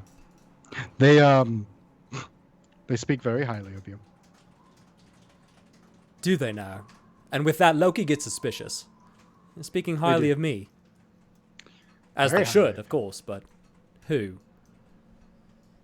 Well, and you kind of make your way, and there's this kind of doorway, and he goes, pushes with his good hand, and you see kind of like eating with his two heads is Barbets and Satyr. As you kind of see like them arguing, you're like, no, I wanted more of the mutton. Well, you already got for first start muffin, and I wanted the other. Are you not going to leave any mutton for me? And you just see them. They're like, "Oh my God, Master, you're here. It's time. It's the day. I told you to write down the day." And Satyr's like, "I don't know how to write. I'm sorry." And he's like, Barbet's like, "We've been practicing. Remember the little A, the little. Oh, we are so happy to see you, Master." And they kneel down. They put their arms out, heads down. Please, so please. excited to see you. Yes, Oh. Stan. It's been so long. And you're not doing the accent. oh, I'm so happy you're not doing the accent. And Bobbit's like, well, he's a thespian. You have to allow him to do accents because that allows him to stretch that acting muscle, so to speak. Would you like a hug? And Bobbit's like, Seder immediately goes, because you've never hugged him before. Yes, come in. And it's nice. There's like a little ginger pat. I mean, they're a fucking full giant, so they're fucking massive. They're like 10, 15 feet tall, but this cavern does accommodate for his height. Oh, I'm definitely hugging their shin. Oh, definitely. And amongst, you see other very large masses of bodies of people, humanoids. They're all kind of covered with their own cloaks, as you see very slowly. These frost giants that seem to have different kind of tribal tattoos that have been marked and made, chest to face to hand. As you're within this kind of like center, there's about at least a good 6 of them, not including Tyr and the 2-0. Do I know them? They do not look familiar. So, Tyr, what is all this? And he goes, my coven. We'll cover. And he goes, please sit.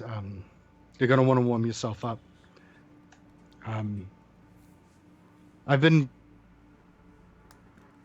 looking for things, finding things. Obviously, we know about the destruction of Asgard. Well, you were there during the incursion, not through a massive destruction. A lot of men fell. Good men. Women. Children. And with the mention of children, Loki stirs a little bit. That is more on the fire giant and not of their leader. As he noticed, like your fingers, like your fist clenches. See, I foresaw this. They foresaw this. Mild clairvoyance. They can't look far into the future, 80 years, 90 years, 100 years, but events. They know when things are going to happen in Jotunheim, and they foretold you coming here. They foretold another thing today. And what's that? That a small battalion of Flevlog's army is going to know where we are, and they are going to crush this cave down, all of us in it. Then why are we in here? Because it's important. Important. Important to die. We don't all die, Loki. Tell me. You've been gone for, what? A year and a half, 2 years? What have you learned on the material plane? What have I learned? I've learned that the fire giants are bastards. I had a tooth. I'd show you. I killed one. Well, we killed one. Oh, Thor's back. And you see his eyebrows actually go up. We have not foretold this. Hey, That is very interesting. it wasn't in Jotunheim. How could you? But he's back. It took some time. I found him. I tracked him down, folded him into a prison, helped him find his hammer, his axe, his humanity again, and he's in Asgard right now. He's in Asgard. He's in Asgard. As I was meant to be, but here we are. See this as a blessing, Loki. There's nothing left for you in Asgard as of right now. Thor's in Asgard.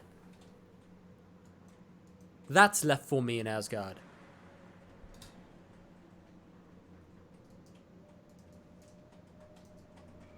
And he kind of gets up and he goes, the fire giants. The ones that are coming here. Flevlog. You said that they're on the material plane. Why? Why? To kill me? To kill Thor? destroy Valoria, to ransack everything, to take over it all. I don't know. They're Sword of doing their Surtur. thing. Oh, the Sword of Surtur's there. They're going after the Sword of Surtur. The Sword of Surtur is the sign of Ragnarok. But Ragnarok doesn't start with the sword. It starts with the blood of one of the Odinsons. We have not been able to find Talos.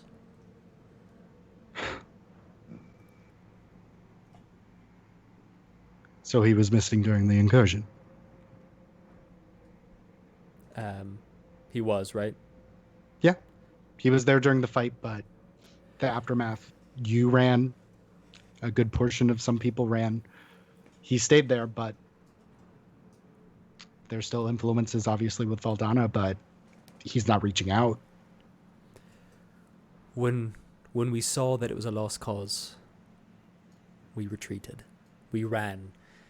Better to fight another day than to die. And he did not come. I don't know what happened to him.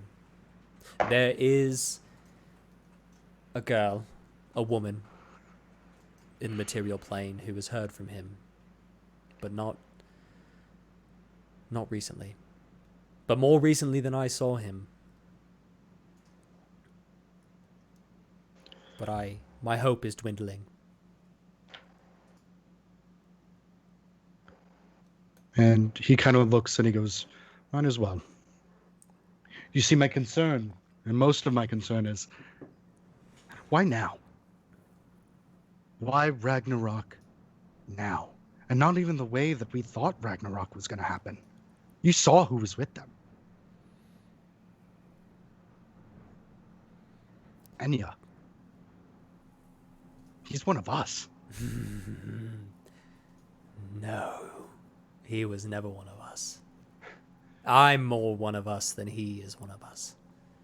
Regardless, do you think Enya has the brain and the fortitude and the hate that much in his heart to cause Ragnarok? Misguided, yes.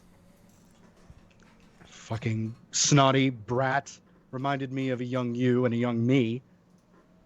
But not to the extent of this. You know, I have spent so much time running and searching that you're right. Yes, he has the hate. He is hate incarnate. But he's not smart. He's like if Thor was angry all the time. He's clever. I wouldn't say he's not smart. He's not motivated for this. He's not conniving. But someone is. See, I've been deducing, with the information that I've been hearing in Jotunheim, that there is a outside force. There is someone that is making him do this. That is the only possible idea that a Celestial would even ally themselves with a fire giant, let alone the Son of Surtur, to bring down the fall of the Celestials, to bring Ragnarok. But who? Who could possibly be so grandiose, so vindictive, so hateful? And he shrugs and he goes, been asking myself that myself, but the only thing I can think of is some kind of puppet master.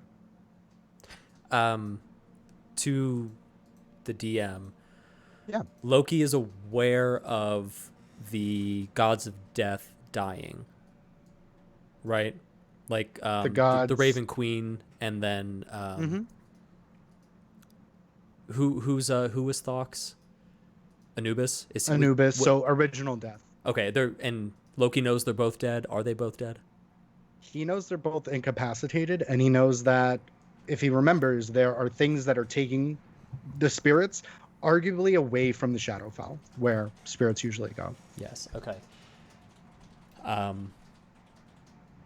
After so Loki sits and thinks on his journeys and the tales Thok is told of his connection and of what Flevlog correct, said when he died? Correct. No, not Flegvlog, Egan. Egan, yes. What Egan said when he died, and I relay that to Tia. And There is more going on. Damn, I can't believe I didn't think of it sooner. So, we're not going to the Great Hall. There's something preventing us. Something's taking things away from the Shadowfell. I know not what it is, but there is a power struggle well above what we're exposed to. But you know where they're coming, right? And you have Flegvlog. I know where. As in, You know where they're going to be. they're going. Yes, Valoria.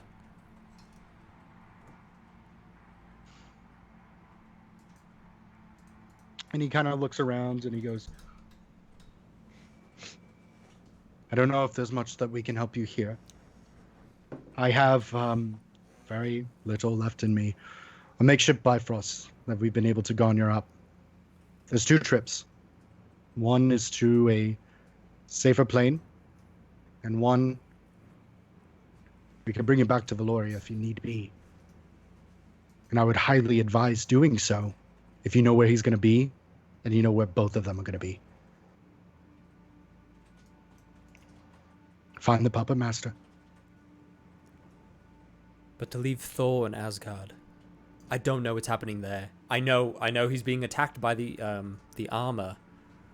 The destroyer? The destroyer, yes. It's running rampant right now. The destroyer without a master is a killing machine. It's not going to discern what's ally and what's enemy. It's just going to destroy and then move on to the next thing to destroy. It was activated to the incursion before I left. It was tearing apart Asgardian and Fire Giant alike. It's still loose. Yes. How did you know this? How did you speak with Thor? I point to my necklace. This allows me to communicate with Thor across whatever plane need be. Oh, you're able to communicate with him now. And I touch it. Hey Thor, you there? And with that, we will move over to a very decrepit, in pain Helm. And he's just kind of like laying, and you are able to drag to the throne room, and there are still slightly intact, though they're old, barrels of mead and wine as he just dunks his helmet in, and you just see him start drinking from his helmet. I'm gonna put healing hands on him.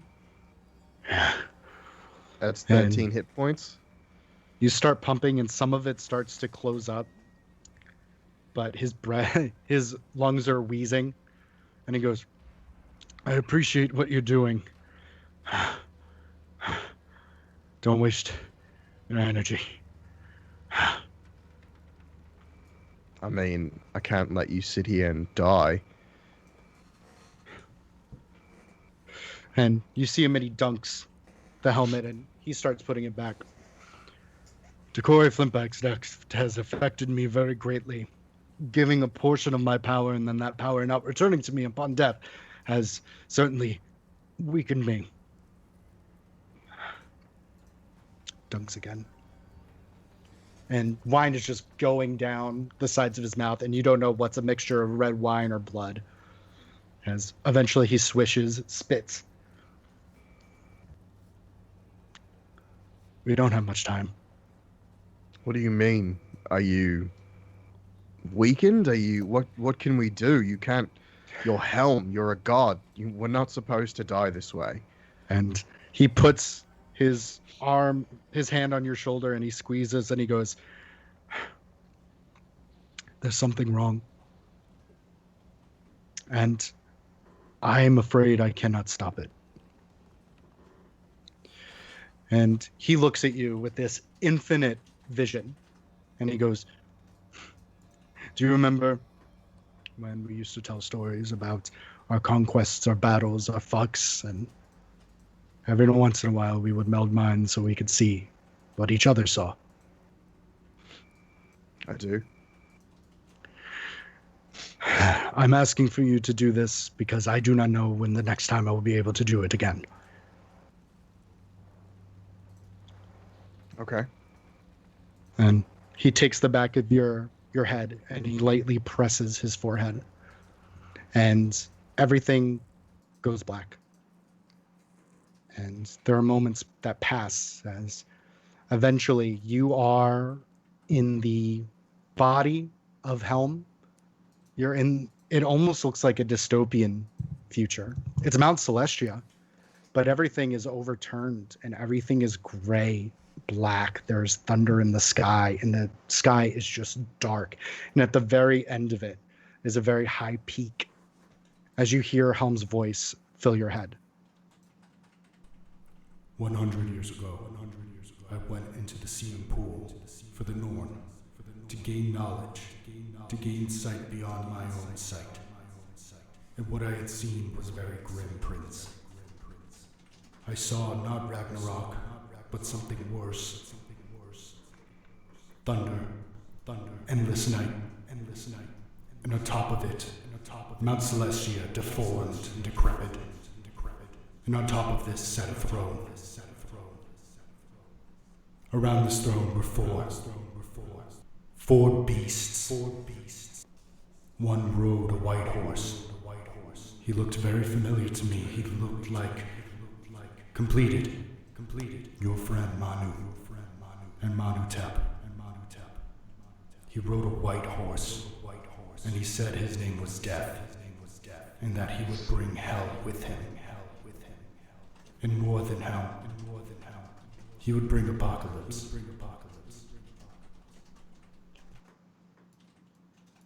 Whoop. So I ran hard, and I ran until my lungs screamed. And then I continued my search for you. And by the grace of the gods, one glimmer of hope, I saw you, and I was able to pluck you out. No, I could not bring you home. There was no home. And as he's speaking, you're able to see Manutep adorned in this very dark armor, inlays of fluorescent pinks and spikes. This helm, as he takes it off, you do see his face with the different carves, but where he was pale, where you saw him on the boat, he had color in his cheeks. His face was stern, and his eyes were completely glossed over in pink. And he smirked as the next rider, a red horse, started to take his helm off. And as you're looking through, and the vision starts to get blurry, and things aren't starting to make sense as the voice of Helm starts to echo out, as you hear very lowly, Run along now, Prince. You don't want to get hurt. as "Run along now, Prince, you don't want to get hurt" echoes through your head, much louder than Helm's, as he untakes his forehead to you, and he looks at you and he goes, "That's the farthest I've gotten in that vision. I've never heard that voice before."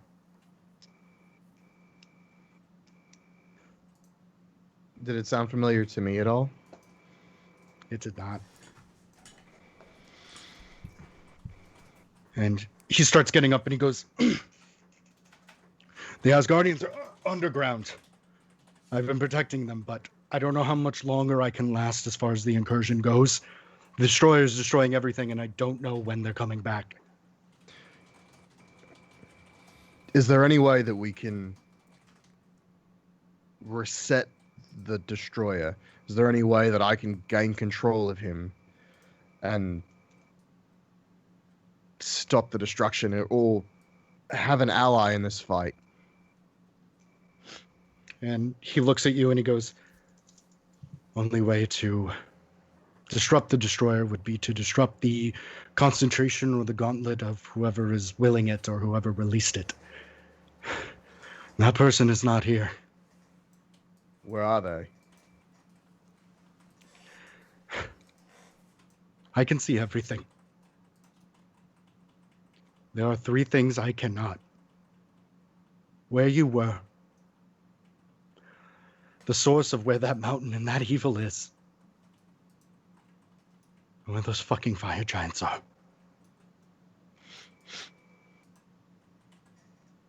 So I can't see where the bodies are going.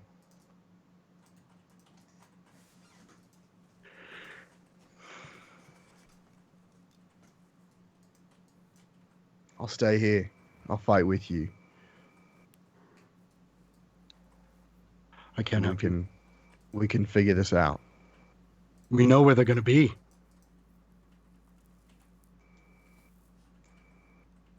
I can't let you fall. I can't. I'm not going to lose another brother. I've lost too much for being gone already. And he kind of looks at you. And at that point, you get in your ear Loki going, Thor, are you there? Are you all right? And I'll push the necklace and I'll say, I'm safe for now. And I'll relay that to Tyr. Yeah, he's safe for now. And Tyr kind of rolls his eyes. As you guys have communication at some point. So as Thor, you're kind of talking with Helm. You don't know how much time passed during that vision. You know that with Heimdall's visions that they can either take 15 minutes and it's like a 5-minute thing, or they can take an hour and it's like a 20-minute thing. There is no discernible way of time, but you can hear very closer to the palace destruction coming towards it. As both of you kind of look, and Helm looks at you and he goes, it's getting closer. And you see him and he shakes off the helmet, puts the helmet back on, his sword on his shoulder. Do you mean to fight or do you mean to hide? And he goes, you've known me for what, hiding? And you see him and he sighs. And this warrior, this great man that you used to fight alongside, looks tired. As he spits again and he goes, you trust me. More than anyone in this world. Can I say I'm sorry? For what? A few things, but I think the most immediate of 2 I can think of. About Loki. Dremel.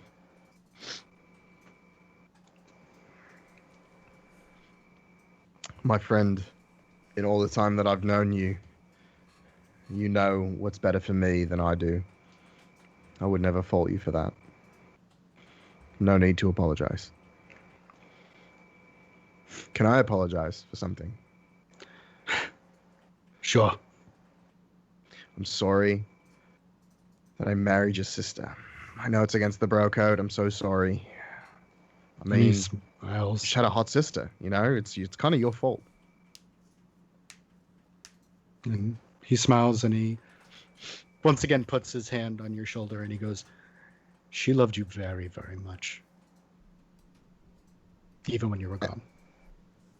And I hold the hammer in my hand and I say, no one can understand how desperately I needed this back.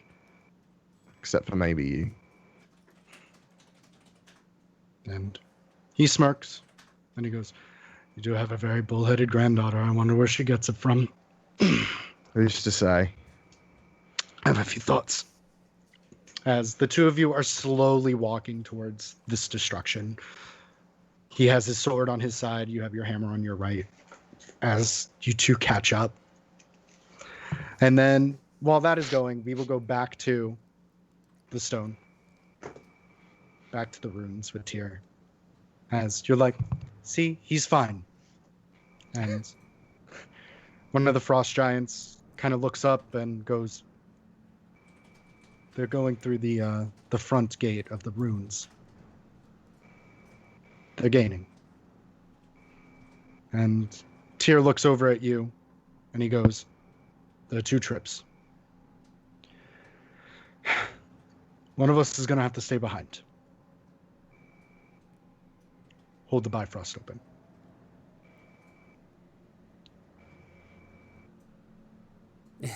In all the time you've been here, you couldn't figure out a way to keep it open without sacrificing yourself, making yourself a martyr. And he smiles and he goes, you think evil of me. I did have an idea that I was told. And he kind of puts his hand on your shoulder and he goes, I'm sorry. As long as you're alive, there is breath in your lungs. We fight with you. Find out who the puppet master is. We're going to gather more of our intel, more of our army, and see if we can bring a larger frost giant army to destroy these fiery fucks.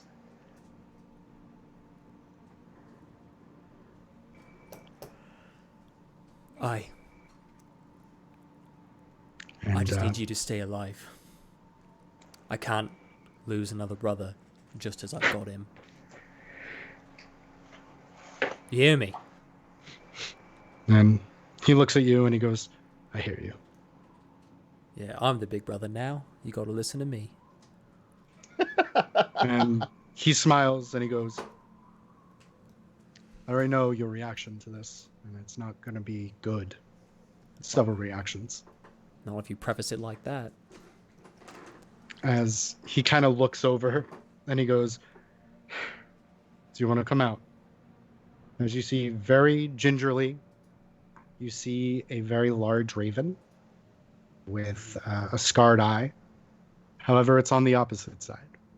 As you see Mugrin, Moonin, not Moonin. You see your father's raven, who's not Paul, is there. John.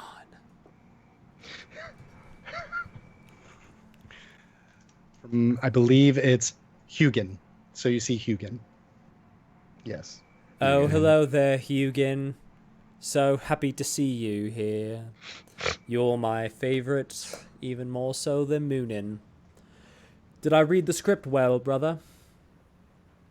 And he goes, yeah, something to that extent. Yeah, I'm quite the actor. Quite the thespian. And he looks over at your 2 friends, and they smile very warmly, softly. As you see him, and Tyr goes, kind of presses to his chest as this portal kind of opens to this very far off area, different plane. It almost looks like it's between air and water. Kind of like the ice plane, but less cold. As bright light kind of comes through, and each one by one, the clairvoyant frost giants go through. And he holds open the door, and he smiles. And he goes, until we meet again, brother. And I take his, I grab his shoulder and press my forehead onto his, and I say, until we meet again. And I turn around after sitting there for a couple seconds, start to walk toward the portal, and I put my arm out. Go ahead. I will say your portal is not open. After you kind of push him, his portal closes. And it is just you and Barter and Satyr as the second portal opens. And you see them with their arms and their shoulders. As you hear more of the cave starting to cave in, as you hear Fire Giant, Jotun, saying the runes are getting dimmer. The spell has been broken, as he is holding up. And they both look at you and they go, it's all right then. You gonna go in? guess I don't have much of a choice, do I? Duty and all that. And you kind of go under the elbow, and you see them, and they smile at you. And Bobert goes, It was an honor serving you, Master. And Seder, his eyes are kind of welling up, and he goes, Till next time, till we meet again at that great table, I'll leave you some mutton. And I'll season it for you. It was good to know you. Friends. And you hear the door cracking, and immediately you see there's this massive just fire engulfing them as they look, and they still have that grit. Barter just holding, and Seder smiling as he looks at you, and you see them both crash their arms down as the Bifrost closes, and you are on the outskirts of Valoria, where the ships are. Looking around. I don't even look around. Loki sits. Almost collapses. Sitting crisscross. He begins to try to meditate. But he can't. His thoughts can only think of the new brother he lost. The oldest friends he's ever known. Gone. And not at the table. And he reaches into his bag and he finds the bag of peyote. And he stares at it. Knowing that this could be his release. It could be his chance to not be in his own brain for 5 hours. And he just begins to cry as he drops the bag and lays down, not lays down, but collapses onto his back. Okay. And it's not a loud cry, but Like a shudder. there's tears falling, but no noise. Right. And you're just seeing the sky, and it's gray from all the smoke, and the suns are out, and you just see the billows as you see the remnants of Valoria as we'll go back to the two friends walking. And as you two are walking, Thor, Helm kind of smirks and he goes, Loki's back in Valoria. I mean, that's good and bad. It's good. It looked like he learned some information from a very unlikely source. They weren't on my radar. Do you know where Talos is? And he smiles and he goes, No. Do you know where Odin is? No.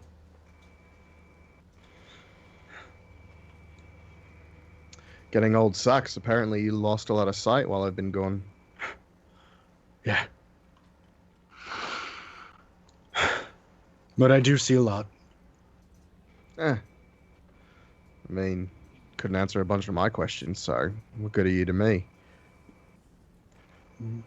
He smirks and he goes, You still have questions that I feel like you don't want to know the answers to, which, trust me, I completely understand. As you guys are kind of walking, you're making your way towards it, almost like he was guiding you to where the portals are, where the Bifrost is. I'm not leaving without you. I'm not leaving you here with the Destroyer in the condition you're in. I know.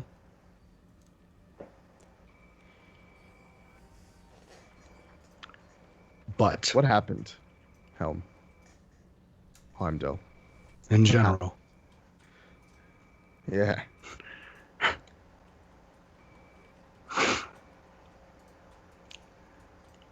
the beginning of Ragnarok and the beginning of the apocalypse. I can't see this plane. I can't see where death is. And I am slowly losing my grip on the material plane. Almost like a shroud.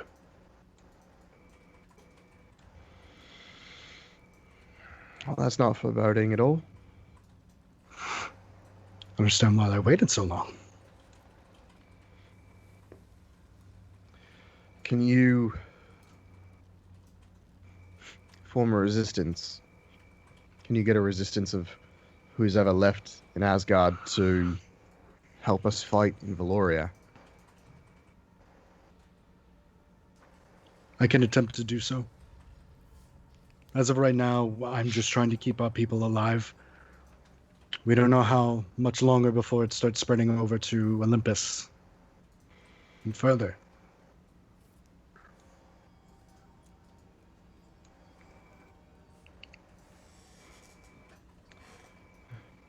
But What happened?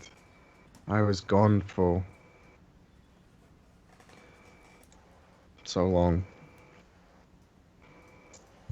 And he kind of looks and he goes, a lot.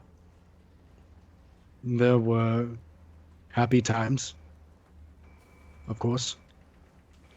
There were times of grandeur. Of course, we all mourned the loss of you and loss of your mother. Loss of... And he just kind of smiles as he's kind of holding back tears. We've lost a lot. And I couldn't find you, which is shocking, to say the very least.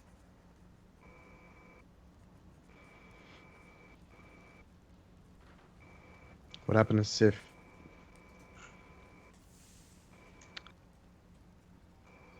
She perished. I don't know how. I don't know if it was during the incursion, during the confusion. But I have been unable to locate her body. So there was no proper funeral. But I can't feel her anywhere. Who was the other child in her queen portrait?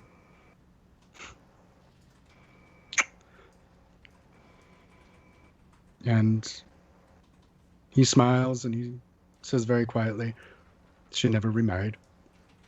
There were no lapses in judgment because, trust me, I would know. Just the result of a poor situation made slightly better.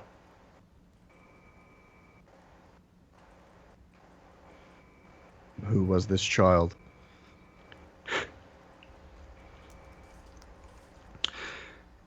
Ooh. Sorry, this is... And he gets up and he goes, it's... Didn't think I would have to be the one that told you this. The child is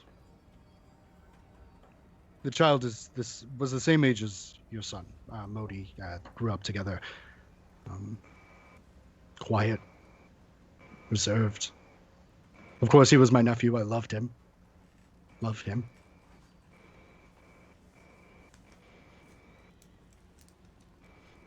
My friend, you're not giving me the information that I'm looking for. Well then, I guess I have two things I need to apologize for. And he kind of looks at you and he goes, child is my son, my nephew. He's going to be in Valoria. He's looking for you.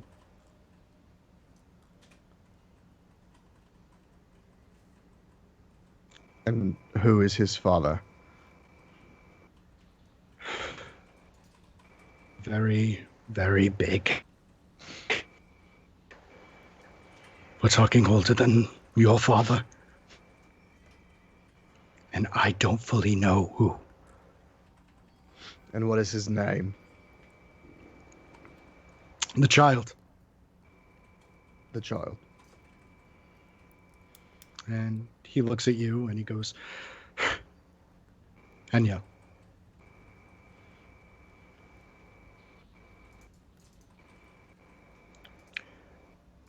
And you see him and he puts the sword in. And he goes,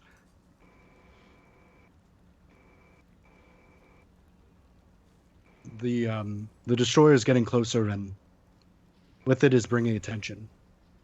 There's a receiver to whoever controls it, which I would hope you would be able to deduce by now. Let him come. I can have that.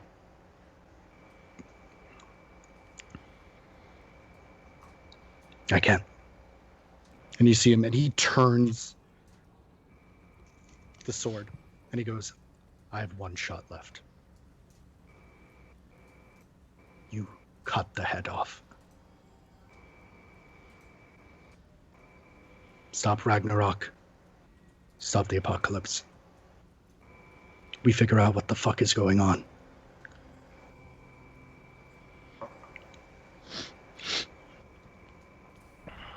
I look at him.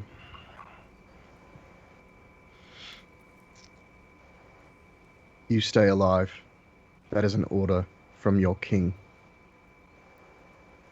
And he goes, I will. Keep in touch as much as I can.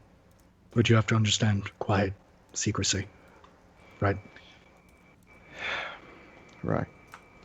Do you know offhand where Sif kept my belt? Most things have been ransacked. I don't know where it is currently, but I can attempt to find it. Do what you can. Conserve your strength. I will see you again. I count on it. As you kind of walk to the Bifrost is completely done. And you see the destroyer coming towards the gateway, and he looks behind himself, and he smiles. And before you say anything, he pushes you in the chest as you hit onto that rainbow road. And this is when Loki, as the clouds part, and next to you there is a massive rune that just starts scoring itself into the earth as you recognize what is occurring. As you slowly kind of get up and move out of the way of it, wipe any remnants of tears that you have as superhero landing. You see Thor with Mjolnir out. His fist is in the ground as he looks up. How was home?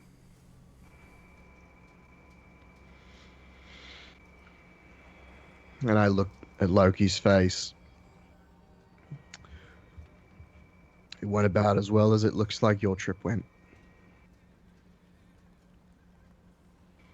And with that, we'll end tonight's session.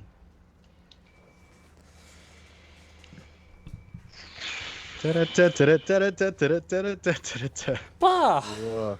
Yeah. Now let's get happy so we have good dreams tonight. We all have good dreams. We gonna be good friends. Ugh. And I'm here too. Oh my god, Mike! And Carlos! my axe. I had the weirdest dream, and you were there. And you were there. You were a lion, and a tin man, and a scarecrow.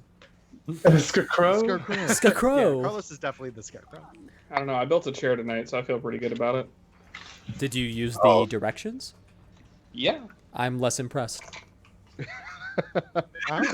Facts. Real men don't use instructions. They you know what? break You it. make good points.